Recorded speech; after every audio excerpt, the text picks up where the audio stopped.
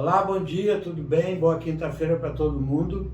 Nós estamos fazendo aí, conforme combinamos, ao vivo terça-feira e hoje, quinta-feira, nesse período aí de verão e de férias. Bom, nós gostamos de andar por aí, é o que nós vamos apresentar hoje, nossos passeios que nós andamos e gravamos muitas coisas importantes pela região das Missões, mas nesse primeiro momento nós vamos apresentar a nossa estada em Cruz Alta.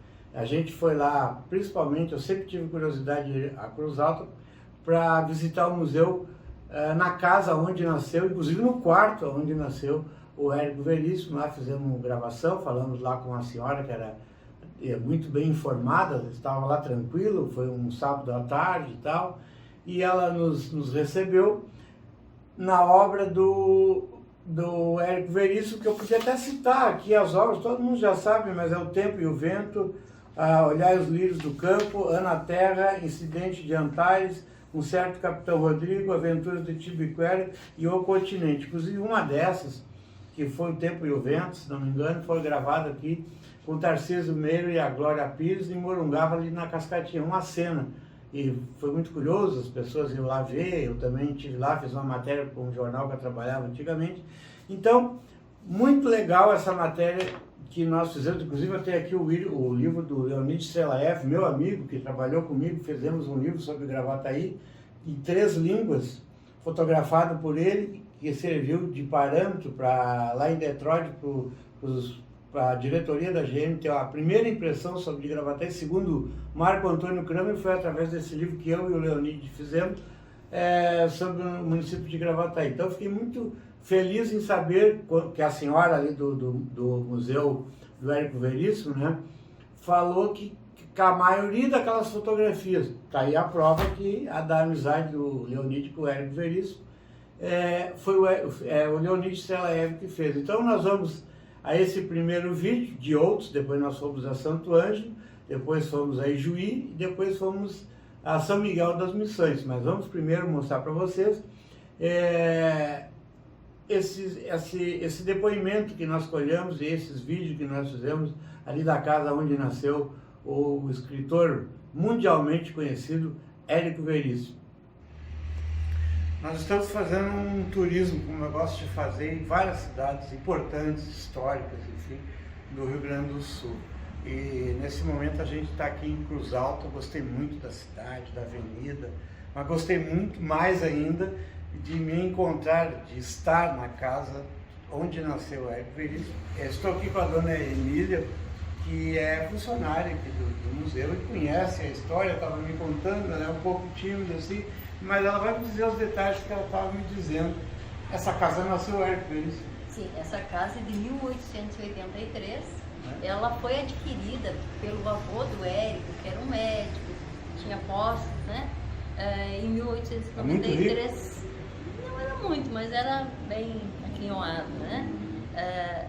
Ele adquiriu essa casa que doou de presente para o pai do Érico, o Sebastião Veríssimo, quando ele formou-se na primeira escola de medicina e farmácia de Porto Alegre. Ele ganhou essa casa e um prédio aqui ao lado, uma farmácia surtida para ele iniciar a vida. E o Sebastião Veríssimo era uma personalidade, gostava de peças de teatro. Sim, assinaturas francesas, uma biblioteca enorme, 3 companhias de ópera para tocar aqui no Cruz Alta.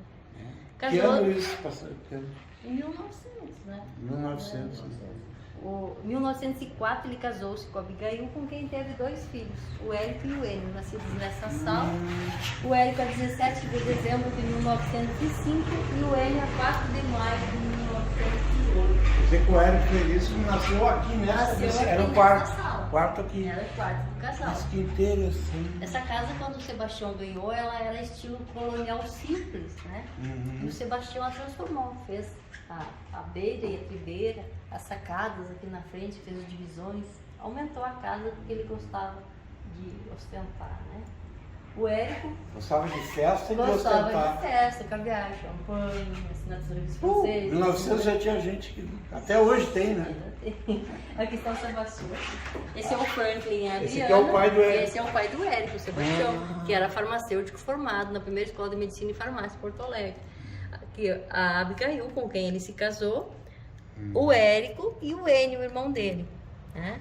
E aqui os avós maternos, o Aníbal e a Maurícia. E o Érico ficou aqui até que... Até os 17 anos de idade. Em 1920, o Érico foi estudar no Colégio Cruzeiro do Sul, em Porto Alegre, onde ele não concluiu o ginásio. O Érico teria equivalente à 8ª série do ensino fundamental hoje. Por que ele não concluiu o ginásio? Por quê? O Sebastião, quem pagava as contas era o Franklin. Né? E o Franklin faleceu em 1918, 1920, quem estava sustentando a casa era a mãe do Érico. Aí ela internou. O Érico cresceu com o sonho de estudar na Europa, que o pai dizia para ele, né? Porque o Érico era uma criança que gostava muito de literatura desde cedo. Aprendeu, o tio dele, o João Raimundo, casado com a irmã da mãe dele, mostrou muitos clássicos para ele aprender um pouquinho de inglês, de francês, no próprio colégio, que era um colégio bastante rígido, né? Que tinha que saber o latim, inglês, francês. Ele aprendeu um pouco, mas não pôde estudar na Europa porque quem estava sustentando a casa era a Abigail. Foi estudar no Cruzeiro do Sul em 1920. Em 22, quando ele vem de férias para casa, a mãe, cansada da situação, que trabalhava dia e noite, o pai continuava levando uma boa vida, ela pegou os filhos e saiu de casa para morar com os pais dela. Ela pegou os filhos e saiu de casa e deixou ele aqui na casa. E foi o socialite lá sozinho. Bacana isso aí. Essa é a Mariana, que é a filha do Luiz Fernando. Ah, do Veríssimo, Luiz Fernando. E esse é o Michael, filho da Clarissa. O Érico teve 2 filhos, a Clarissa e o Luiz Fernando. Era casado com a Mafalda. Ah, Mafalda, sim. O Érico, quando ele parou de estudar, ele foi trabalhar. Trabalhou num armazém de secos molhados, trabalhou no Banco Nacional do Comércio.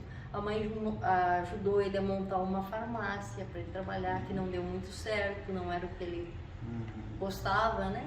Não conseguia se adaptar.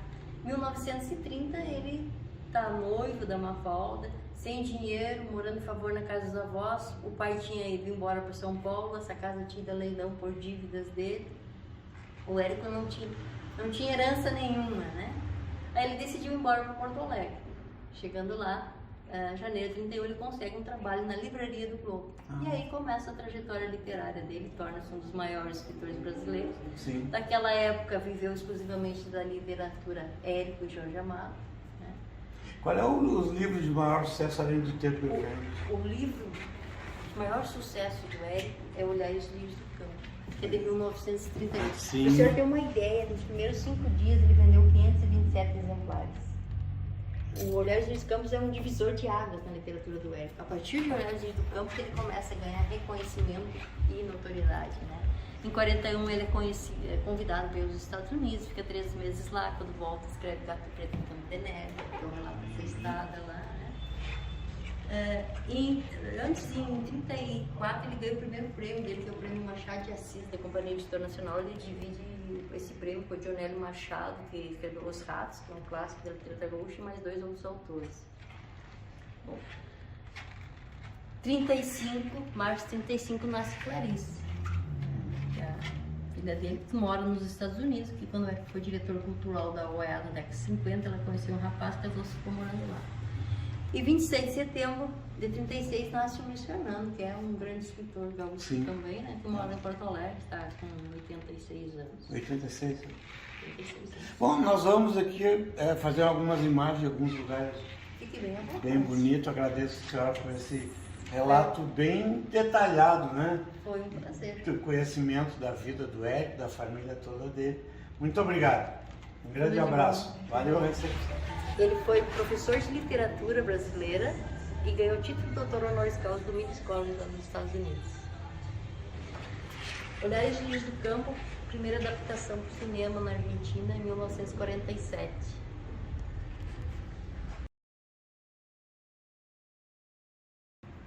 São 18 idiomas, mais de 50 países traduzido a obra dele. Tem alguma coisa na máquina dele? Tem a máquina, tem. Aí tem Olhares Livres do Campo, são as últimas fotos. Tá fazendo? Eu conheço muito bem essa foto aqui, tenho uma admiração enorme por essa foto. Acho que é uma das que mais foram difundidas dele. É do Tem uma expressão muito bonita, assim. Parece um bispo, assim. De quem? Leonid Strelaev. Ah, do Leonid, que é meu amigo. Esse é o amigo. Leonid Strelaev. Ah, que interessante. Sim, ele era Parabéns, Leonid, meu amigo. Fizemos uns trabalhos juntos, eu e o Leonid Strelaev. Tem mais fotos. Me lembro disso. E ele faleceu, né? Ele faleceu 19 dias antes de completar 70. Também são fotos do meu amigo Leonid Strelaev, que fez em 1975, 19 dias depois, antes de fazer o álbum, né?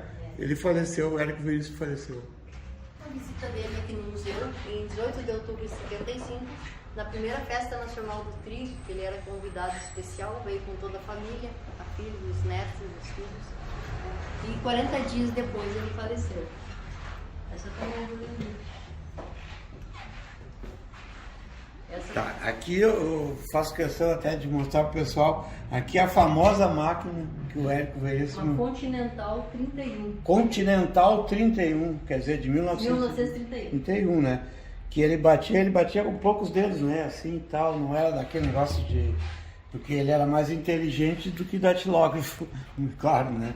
Esse aqui é um registro de nascimento? Esses são os originais do escritor Diante do Espelho. Ah, originais do livro Diante do Espelho. Ah, que é uma autobiografia dele. É, realmente, o boné dele é um... Bem, a gente realmente para mim que gosto de escrever, passei a minha vida toda escrevendo, mas evidentemente não sou escritor, embora tenha lançado um livro, mas estar diante da história, inclusive daquilo que o Érico manuseou como a máquina dele. E aqui essa fotografia, não sei se foi o Leonid que fez ou não, do dia 28 de novembro de 1975, foto que ele fez o dia que ele faleceu. Ele estava exatamente assim, foi no dia que ele faleceu que essa foto foi feita. É incrível, né? A história, como é que é. Então, nós não, além de conhecer uma bela cidade, uma cidade de prédios antigos, incríveis, tal, acolhedora, cidade da soja, cidade também de riqueza, de muitas coisas, nós ficamos assim bastante felizes e completos assim, dessa nossa viagem, de estar aqui na casa que o Érico Veríssimo nasceu e de saber tantos detalhes que eu não sabia da sua história. Essa é a Santa Fé cenográfica que foi montada em tamanho natural em Bagé para a filmagem do Tempo e o Vento em 2013, uma nova releitura feita onde o Thiago Lacerda é o Capitão Rodrigo, baseado no mapa feito pelo Érico. Santa Fé, a cidade fictícia do Tempo e o Vento.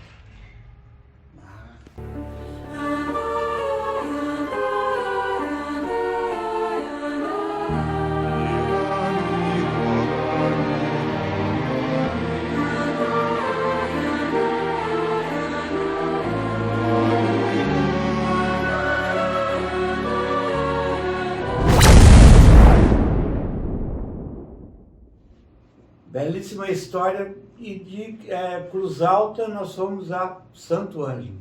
E lá a gente se deparou com uma coisa muito fantástica, que é a Catedral de Santo Ângelo. Olha que eu conheço a igreja, inclusive fora do Brasil, pela Europa. Sei que tem coisas lindas e maravilhosas, enfim, né?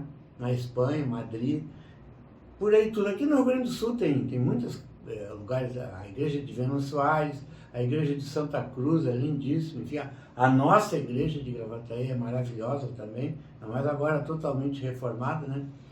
Mas olha, a Catedral de Santo Ângelo ali na praça principal é um negócio impressionante que vocês vão ver agora aí. Na nossa peregrinação pelas missões, nós chegamos agora aqui em Santo Ângelo, Cruz Alta, vindo de Cruz Alta, e nos deparamos com essa catedral linda e maravilhosa, Catedral do Anjo da Guarda, Ângelo Domus. E a gente foi lá dentro dar uma olhada, nós vamos mostrar para vocês agora aí a seguir o vídeo. Olha, uma das artes sacras mais lindas que eu já vi em outros países, inclusive. Santo Ângelo, lindo e maravilhoso. E aí nós vamos seguindo, nós vamos agora desse lugar maravilhoso aqui, vamos para as missões, vamos ver lá tudo que tem de beleza naquele local lá, que é uma outra cidade, tá certo?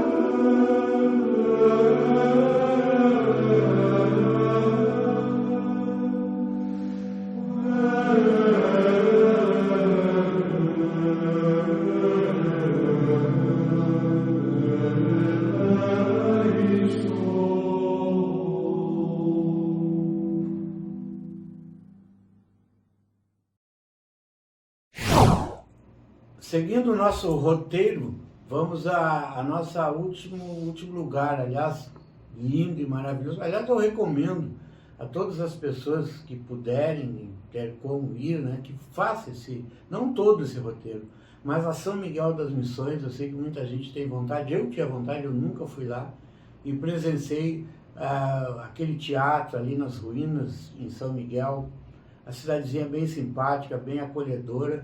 E a peça em si, porque é um teatro, né? À noite ali foi 9 horas começou, são 45 minutos ali, inclusive a narração com a Fernanda Montenegro, é um negócio muito bonito, sai ali informado da questão ali da indígena, né, com os jesuítas. Por isso que eu repito que eu tive lá, porque Gravataí foi colonizada também por jesuítas e trouxeram os índios, né? Foram os primeiros habitantes aqui da nossa cidade, aí, inclusive na época que começou a nossa paróquia Nossa Senhora dos Anjos, há 250 anos atrás, eram jesuítas, a Igrejinha Santa Cruz, que tinha inclusive uma cruz ali na frente, não sei se é a cruz de Lorena ou não, mas eu recomendo a todos que vá lá, é São Miguel das Missões, tem bons hotéis, tem pousadas, tem caro, tem barato, tem de tudo.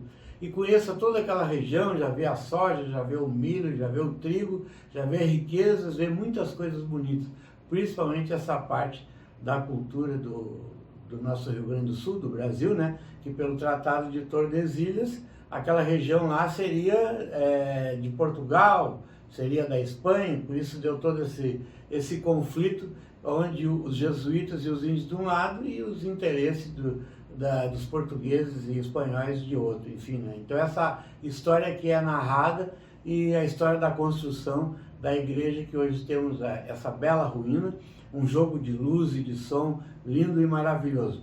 Então tá, vamos ver assim, essas cenas aí lá em São Miguel das Missões.